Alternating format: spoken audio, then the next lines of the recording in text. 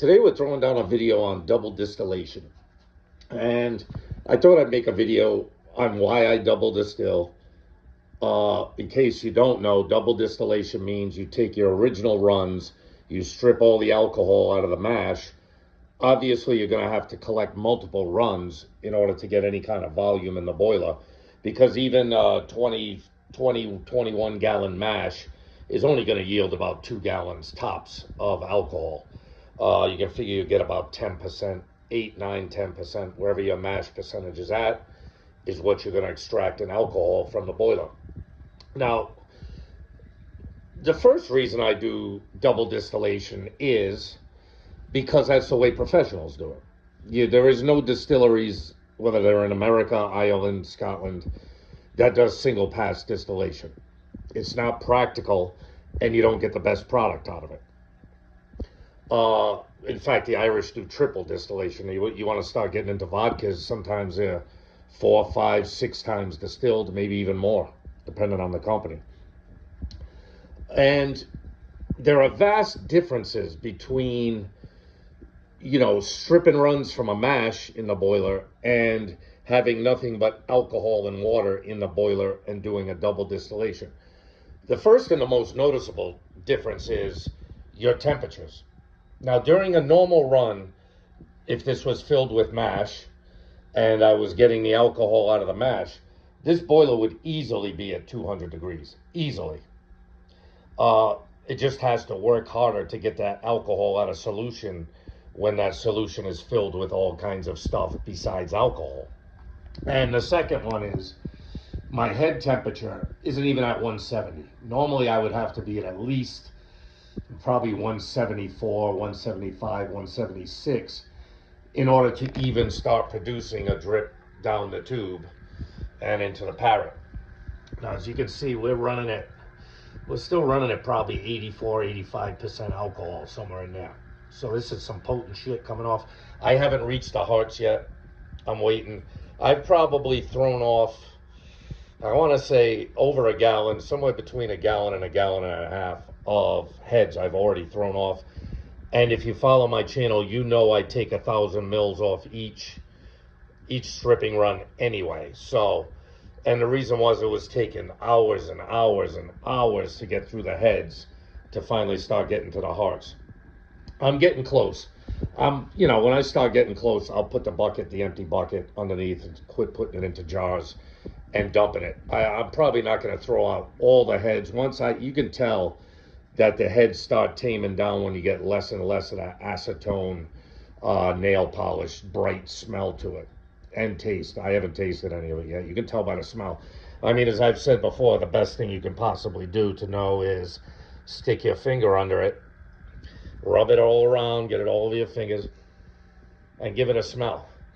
It's still got that bright acetone nail polishy stink to it. So we're not quite to the hearts yet, but we'll get there eventually. So that, double distillation is not only professional, it's also efficient. You know what I mean? I've probably got 5 stripping runs in here. It was somewhere between 10 and 11-ish, maybe 11 and a half gallons. I don't think I had quite 12 gallons, so probably somewhere around 11 gallons, say, of stripped out alcohol below 80 proof. When you do a strip and run, the proof gets low. This was probably only about 40 proof in here. But I added water to it too. You want to keep it below the point of flammability, which is kind of an oxymoron because what's coming out of the spout is highly fucking flammable. You know what I mean? But, I've got a closed system. It doesn't worry me that much, but there's no point in having a solution that's above, 40% alcohol in your boiler. You're just trying to get the alcohol back out of it anyway, and that water's not coming out at the temperatures that I'm running it at. So, with that being said, personally, for me, like I tell you guys all the time, I don't make moonshine necessarily, even though everything that comes out is basically moonshine. Any white dog, plain liquor can be considered moonshine, I guess. Most of my stuff goes into barrels. You know what I mean? So, I don't mind I don't want a lot of heads in there when I put the bucket under, but if I get a little bit, it's going to clean up fast, and I'm going to have a lot of hearts coming through. And I don't even mind pulling into the tails a little bit, because those are the kind of esters and funk and flavor that can really make a difference in a barrel-aged product. Now, if you're just drinking it as straight moonshine, I wouldn't suggest you keep any heads or tails in it, because it doesn't taste good. You know what I mean? It doesn't smell good. It doesn't taste good. So, I mean, reasonably, probably out of this run, I can expect, if I put 11 gallons in, I've already thrown out 1.5 gallons, so we're down to, 9.5 gallons. There's probably going to be 2 or 3 gallons of tails. So, reasonably, I can expect maybe 6 or 7 gallons of good alcohol out of this run. And that's good, because I've still got a good portion of a 15-gallon barrel to fill. I probably won't fill it with this run. I'm going to keep a little bit of this aside as white dog to either make fruit shine with, or just to have some moonshine kicking around. Occasionally, every now and again, somebody will ask me for a jar of moonshine. And having the double distilled stuff around is always good, because it's always cleaner than just a single pass. The very hearts of a single pass distillation is good. It's very good. It's drinkable. It's fine. But the very hearts of a double distillation are even that much better, that much more refined. So that's the primary reason that I do double distillation. Number one, because that's the way the pros do it. Number two, because I put it in a barrel, and that's the way all whiskey is made. And number three, it cleans up your alcohol even that much more. You know what I mean? So you can afford to run it a little slower on this, and it's not going to take nearly as long. My average mash distillation takes 12 hours. You know what I mean? If I'm just doing stripping runs, if I'm not doing a single pass distillation, I could tighten that up a little to probably 9-10 hours, somewhere in there.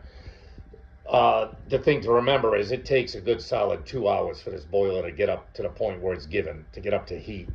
It can take a while for a big boiler like this to get warmed up using, propane. I use propane. I don't have a steam jacket or anything like that. I don't use electric elements, mostly because I don't have a 240. With a boiler this big, I'd need at least one 240 volt element, and probably 2 of them to be as efficient as possible. I don't have that kind of electrical connection inside of here.